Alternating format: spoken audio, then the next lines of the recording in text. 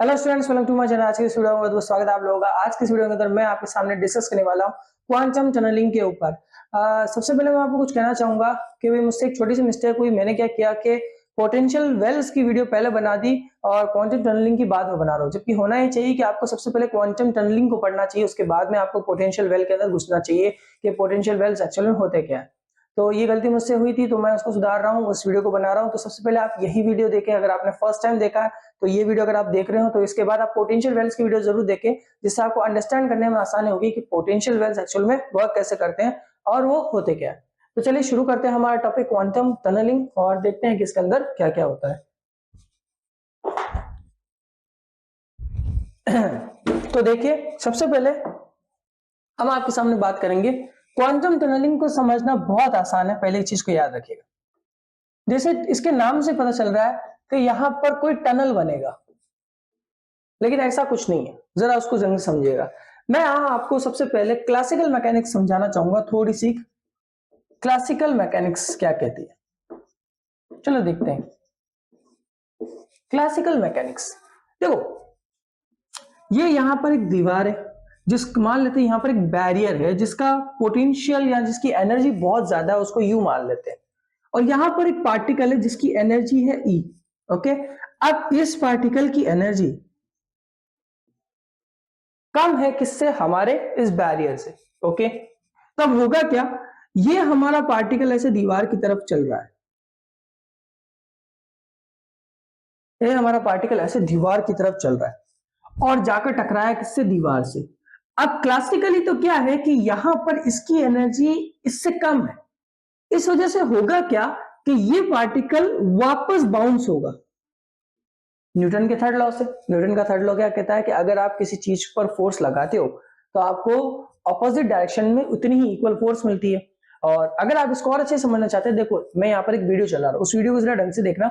इस वीडियो के अंदर आप देख सकते हैं कि एक बॉल है और ये बॉल दीवार से टकरा रही है।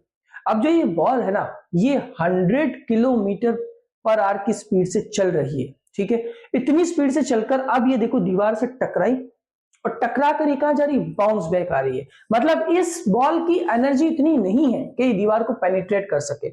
उसी तरीके से इस पार्टिकल की एनर्जी भी इतनी नहीं है कि इस दीवार को, इस बैरियर को पेनिट्रेट करके पार चला जाए।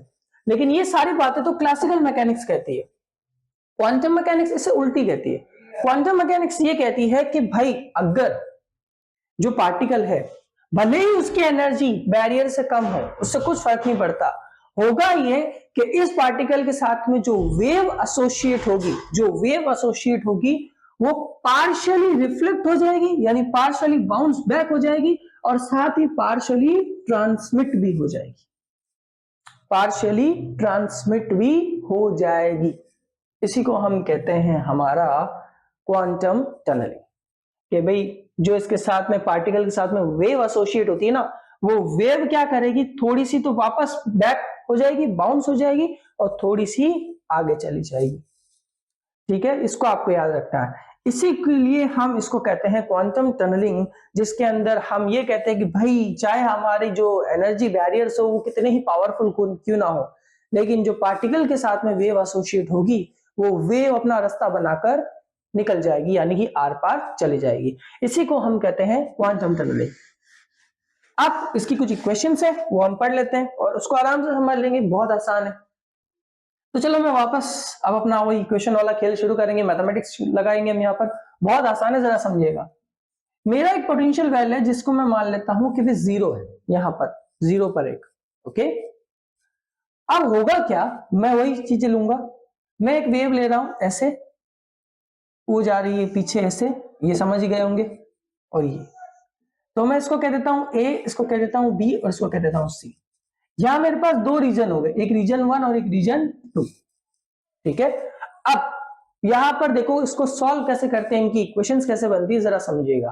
पोटेंशियल बैरियर हो या पोटेंशियल वेल्स हो, जब भी कोई चीजें बनती है ना, ठीक है, तो बैरियर के अंदर सिर्फ एक दीवार खड़ी है, वेल के अंदर एक बाउंड्री होगी, यानी कि वेल जो होंगे उनमें कोई विड्थ होगी 0 से L, ये इतने चौड़ाई के होंगे बस।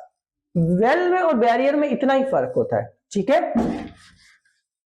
वो आप मेरा 1D पोटेंशियल वेल की वीडियो देखेंगे, आपको कंप्लीटली समझ आएगा कि 1D पोटेंशियल वेल एक्चुअल में क्या कहता है। उसमें मैंने कंप्लीट समझाया है, इक्वेशंस भी बनाई हैं और क्वेश्चंस भी कराए हैं, तो प्लीज जाकर जरूर देखिएगा, आपको मजा आएगा। और हाँ, उसमें मैंने जब पोटेंशियल स्टेप समझाया ना, उसमें भी मैंने ये चीजें समझाई है, लेकिन वहां पर मैंने पोटेंशियल स्टेप के रेफरेंस से समझाया था, जिस वजह से लोगों को क्वांटम टनलिंग के बारे में थोड़ा सा प्रॉब्लम हो जाती है। तो ठीक है, इस चीज को याद रखिएगा।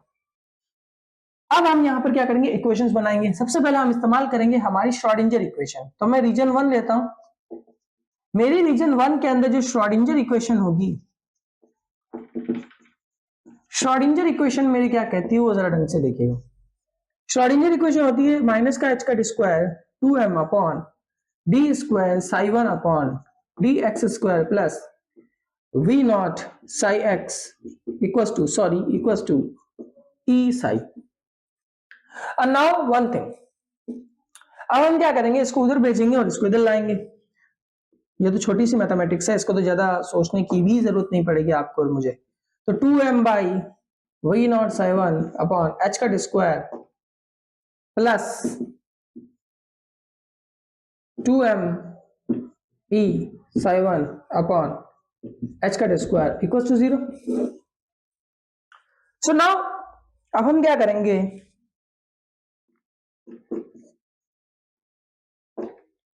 इसको हटाएंगे, कॉमन लेंगे, तो हमारा जो कॉमन आएगा वो 2m अपॉन एच का square e minus v naught psi equals to 0 आएगा। ठीक है, अब मैं क्या कर रहा हूं, इस पूरी टर्म को, सॉरी यहां प्लस आएगा, इस पूरी टर्म को x मान लेता हूं, सॉरी k मान लेता हूं। ओके, k1, तो मेरे पास ये बचा इक्वल्स टू 0। ओके, ये हमारी इक्वेशन आई यहां पर किसके लिए, इस रीजन 1 के लिए। और ये जो मेरी टर्म है, ये टर्म मेरी बता रही है एनर्जी की टर्म को। सॉरी, यहां पर के स्क्वायर लगाएंगे, इसको के स्क्वायर माना है, k1 का स्क्वायर मानेंगे। ओके, याद रखिएगा, सेकंड ऑर्डर डिफरेंशियल इक्वेशन, इसको k1 का स्क्वायर मानेंगे, k नहीं मानेंगे, इसको k1 का स्क्वायर मानेंगे। 2 मिनट मैं देख लेता हूं।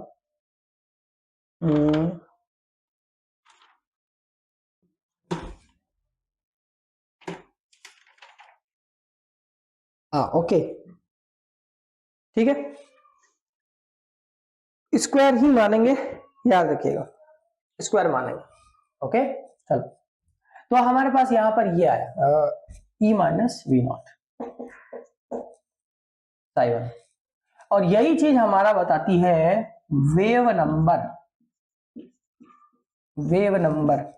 ठीक है, ये वेव नंबर भी हमें बता सकता है, इस चीज से हम वेव नंबर काउंट कर सकते हैं। हालांकि मेरे पास कुछ फॉर्मूलाज है, बहुत इंपॉर्टेंट है, मैं भी लिखवाऊंगा, वो बहुत ज्यादा अच्छा फॉर्मूला, प्लीज उनको पढ़ लीजिएगा, याद कर लीजिएगा, जिससे आपको थोड़े से फायदे जरूर मिलेंगे क्वेश्चंस में, एग्जाम में, तो आप मतलब बहुत सी चीजें निकाल सकते हैं। ठीक है, और अगर यहाँ पर पोटेंशियल आपको 0 दे दे तो उसका वेव नंबर बन जाएगा 2me अपॉन एच का स्क्वायर। ये कब होगा, जब हम हमारे पास पोटेंशियल क्या दिया होगा, 0 दिया होगा। ठीक है, चलो, तो ये हमारे पास इक्वेशन बन गई।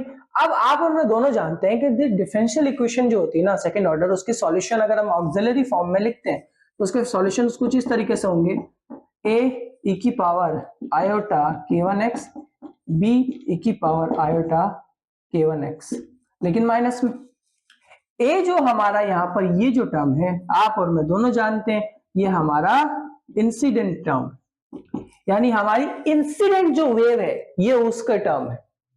ठीक है भाई साहब, और ये हमारा रिफ्लेक्टेड टर्म है जो पीछे बाउंस जा रहा है। ठीक है सर, अब वहीं पर अगर मैं इसकी बनाना चाहूं तो देखो इसकी भी यही बनेगी, सेम इक्वेशन बनेगी, श्रोडिंगर वाली सेम इक्वेशन बनेगी, बट यहां पर रीजन दूसरा आ जाएगा, तो इसलिए मैं उसको डायरेक्टली लिख रहा हूं psi 2 dx square plus k2 square psi 2 equal to 0। ठीक है, और यहां पर अगर इसकी इक्वेशन बनाऊं तो बनेगा Sai 2 ce1 iota kx plus d minus iota k2x। अब जरा इस चीज को समझिएगा, बहुत आसानी से जरा समझिएगा। ये टर्म यहां पर एग्जिस्ट नहीं करेगी, क्योंकि यहां पर ये टर्म ट्रांसमिट होकर सीधे आगे जा रही है। ये टर्म बताती है हमारी रिफ्लेक्टेड टर्म को कि क्या ये बैक भी आ रही है, लेकिन यहां पर तो देखो सिर्फ पार्टिकल आगे की तरफ जाएगा, रिफ्लेक्शन होना था तो वो तो इस रीजन के अंदर हो चुका है, यहां पर नहीं हो रहा है। इसलिए हम क्या करेंगे, इसको रख देंगे यहीं पर और पीछे की तरफ आ जाएंगे। ठीक है, तो ये सबसे पहले आपको इतने काम करने हैं। जब भी आपको पोटेंशियल दिया हो, टनलिंग के क्वेश्चन आ जाए, पोटेंशियल बैरियर के क्वेश्चन आ जाए, वहां पर आपको सबसे बड़ी चीजों का जो ध्यान रखना है वो है इन इक्वेशंस को।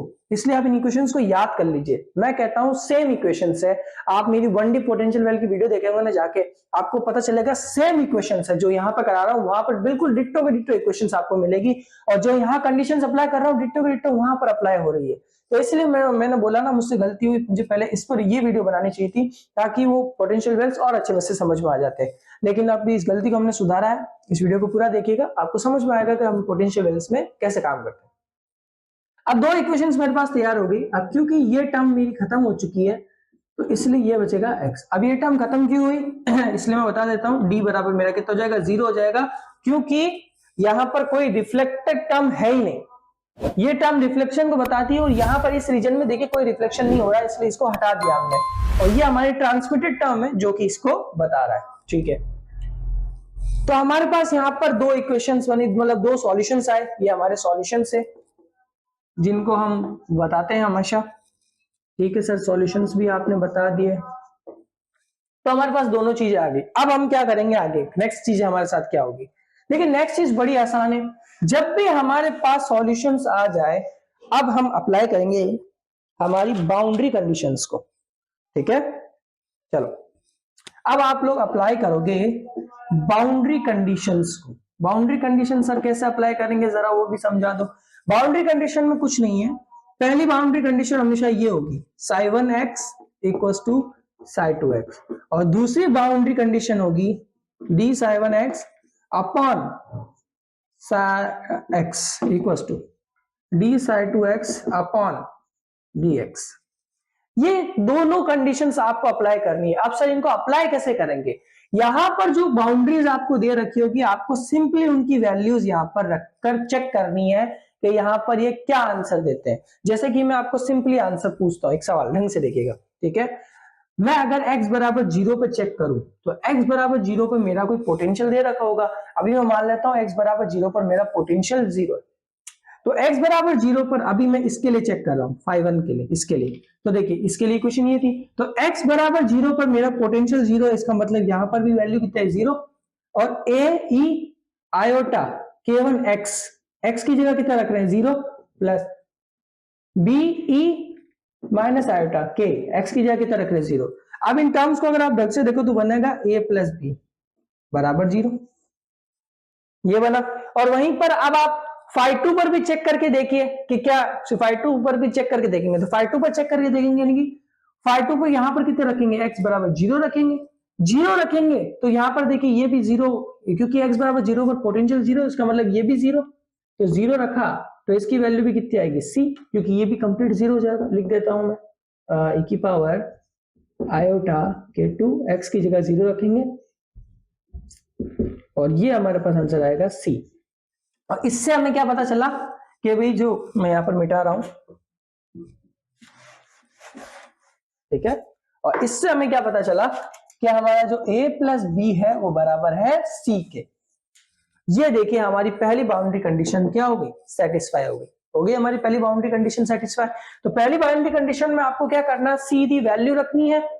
ठीक है, आपको यहाँ पर x बराबर 0 रख के देखना है, और यहाँ पर भी x बराबर 0 देख के देखना है, और चेक करना है कि ये दोनों बराबर हो रहे हैं। अगर बराबर हो रहे हैं तो फिर उनको इस फॉर्म के अंदर लिख देंगे, जिससे हमें एक सॉल्यूशन मिल जाएगा। कैसे किया वो भी बता दिया कि भाई आपके, हमने x बराबर 0 रखा, पहले हमने लेफ्ट हैंड साइड लिया, यहाँ पर x बराबर 0 रखा, और x बराबर 0 पर हमारा पोटेंशियल 0 था, तो मैंने यहाँ पर भी वैल्यू 0 रखी, जो कि देख सकते हो ये लिखा हुआ है। फिर a e iota k1 x की जगह 0 रखा, फिर b e minus iota k x की जगह 0 रखा, फिर उससे हमारा a प्लस बी 0 मिला। ठीक है, तो हमारा ये तो हमें मिल गया। अब इसकी बारी, यहाँ पर भी हमने x बराबर 0 रख के देखा तो पोटेंशियल कितना आ रहा था, 0 आ रहा था। फिर उसको मैंने c e की power minus iota k2x minus, sorry k2x था, x की जगह 0 रखा, तो मेरे पास जीरो बराबर कितना सी आया, दोनों के लेफ्ट हैंड साइड बराबर है, दैट्स मीन ये दोनों भी आपस में बराबर है, पहली बाउंड्री कंडीशन सेटिस्फाई हो गई। चलो सर अब सेकंड बाउंड्री कंडीशन पे बात करते हैं। सेकंड बाउंड्री कंडीशन मेरी क्या कहती है, सेकंड बाउंड्री कंडीशन कहती है डिफरेंशियल करो फर्स्ट का, तो चलो भाई डिफरेंशियल करते हैं। तो अगर मैं डिफरेंशियल करूं फर्स्ट का, तो मेरी जो फर्स्ट इक्वेशन है मैंने हटा दी है, लिख देता हूं a e की power iota k1x b e की पावर माइनस आइटा k2x। इसका डिफरेंशियल करेंगे, इसका डिफरेंशियल कर दो, तो इसका डिफरेंशियल कर देते हैं भाई, मैं डायरेक्ट ही डिफरेंशियल कर रहा हूं, तो उसका डिफरेंशियल करेंगे तो होगा iota k1x minus b iota k1 e की पावर माइनस आइटा k1x। ठीक है, ये हमारे पास यहाँ पर आएगा इसका डिफरेंशियल इक्वेशन। ठीक है, और सेकंड वाले का भी मैं देख लेता हूँ, सेकंड वाला psi2 dx, सेकंड वाले का भी मैं लिख देता हूँ c e की पावर आइटा k2x। तो इसका भी मैं लिखेंगे तो c आइटा k2 e की पावर आइटा k2x। ओके, अब हमारी सेकंड बाउंड्री कंडीशन क्या कहती है कि दोनों बराबर होते हैं, तो इन दोनों को बराबर रखो। अच्छा देखो, इन दोनों को बराबर रखने का मतलब ये नहीं कि एग्जैक्ट इक्वल होंगे, बाउंड्री कंडीशंस ये बताती है कि आपको इसको निकालना है, इसको निकालना, अब इन दोनों को बराबर रख के एक सॉल्यूशन फाइंड करना है, ये होती है बाउंड्री कंडीशन का मतलब। क्योंकि बाउंड्रीज का मतलब होता है कि आप एक, क्योंकि मतलब जब हम पोटेंशियल वेल लेंगे ना, तो पोटेंशियल वेल में हमारे पास जो वेल होगा उसकी एक बाउंड्री होगी, और हमारा पार्टिकल उस बाउंड्री के अंदर कहीं पर भी घूम रहा होगा, हमें वहां पर उसको फाइंड करना होता है, इसलिए हम ये बाउंड्री कंडीशंस क्या करते हैं, लगाते हैं। ठीक है, उसको लिखेंगे I1 k1 e की power iota k1x minus b e की पावर आइटा k1 e की power iota k2x k1x equals to c iota k2 e की पावर आइटा k2x। अब देखो आइटा से आइटा इसमें थोड़ा कैंसिल हो रहा है, बिल्कुल कैंसिल हो रहा है, तो मैं लिख दूंगा a, इसमें से भी k1 कॉमन आ रहा है, तो k1 कॉमन k1 और यहाँ पर माइनस है। ठीक है, k1 कॉमन आ रहा है, तो अब लिख देते हैं a e की power iota k1x b e की power iota minus iota k1x equals to c k2c e की पावर आयोटा k2x। ये हमारे पास में बाउंड्री कंडीशन की हमारी सेकंड वैल्यू आई। अब यहाँ पर इसको सॉल्व कैसे करते हैं सर, इसको सॉल्व करने के लिए आप जब क्वेश्चन उठाओगे ना, वहां पर आपको सिर्फ इनको बताना है, क्योंकि मैं एक चीज समझाना चाहूंगा, यहाँ पर ढंग से देखिएगा। ये तो अभी हमने निकाल ली इसको, ठीक है, एक्चुअल में ये टर्म्स जो है ना, वो हमको ये बताती है कि हमारा जो पार्टिकल है उस रीजन में कितना उसकी मिलने की प्रोबेबिलिटी है, वो कहां पर है, किधर बैठा, कहां घूम रहा है। ठीक है, तो ये हमारी इक्वेशंस आती है सेकंड नंबर पे। अच्छा, अब ये हमारी बाउंड्री कंडीशंस है। जब आप मेरी 1D पोटेंशियल वेल की वीडियो देखोगे ना, उसके अंदर मैंने बहुत सी डिटेल में बताया कि ये सॉल्यूशंस कहां काम आते हैं। मैं अभी यहाँ पर ये बता नहीं सकता कि ये सॉल्यूशंस यहाँ कैसे काम आएंगे, क्योंकि मैं क्वांटम टनलिंग समझा रहा हूँ, और क्वांटम टनलिंग के अंदर मुझे सिर्फ इक्वेशंस के फॉर्मेशंस बता सकता हूँ, उनका यूज नहीं बता सकता। लेकिन 1D पोटेंशियल वेल के अंदर मैंने बकायदा इनका यूज बताया, इनके क्वेश्चंस कराए, जिनकी मदद से हमने बहुत सारी चीजों को सॉल्व किया है। तो उसके अंदर मैंने कंप्लीट समझाया है कि ये इक्वेशंस काम कैसे आती है। तो जाइएगा और वो वीडियो पूरा देखिएगा, तब आपको पता चलेगा कि वो इक्वेशंस कैसे काम आती है। मेरा ये वीडियो बनाने का मकसद था कि मैं बाउंड्री कंडीशंस और मैं सब चीजों को समझाऊं कि हमारा पोटेंशियल वेल एक्चुअली में वर्क कैसे करता है, क्वांटम टनलिंग क्या होती है, पार्टिकल की इक्वेशंस और बाउंड्री कंडीशंस कैसे फॉर्म होती है, बस इतना मुझे बताना था। तो बाउंड्री कंडीशंस के बारे में मैं फिर से एक चीज कहूंगा, कुछ नहीं करना, जब भी आपके सामने पोटेंशियल वेल का क्वेश्चन है, आप सीधा सीधा ये लगा देना। और अगर आप कोई बच्चा ये सोच रहा है कि सर ने यहाँ तक ला के छोड़ दिया, कंफ्यूजन की घड़ी क्रिएट कर दी है, हमें समझ में नहीं आ रहा है, पता नहीं कहां से लेकर आ गए, तो मैं आपसे फिर से कहूंगा, इक्वेशंस क्वांटम में बहुत अजीब सी ही बनती है, क्वांटम फिजिक्स में उनके सॉल्यूशंस देखने के लिए आपको क्वेश्चन सॉल्व करने पड़ते हैं, और वो क्वेश्चंस मैंने 1D पोटेंशियल वेल में करवाए हुए हैं, जाकर देखिए आपको कंप्लीट समझ आ जाएगा। तो ये था हमारा क्वांटम टनलिंग, जिसके अंदर मुझे समझाना था इक्वेशंस, ट्रांजिशन वगैरह सब कुछ। आई होप सो आपको वीडियो अच्छी लगी होगी। मिलता है नेक्स्ट वीडियो में। प्लीज जाइए मेरी वीडियो देखिए पोटेंशियल वेल की, जिसके अंदर मैंने कंप्लीट बताया।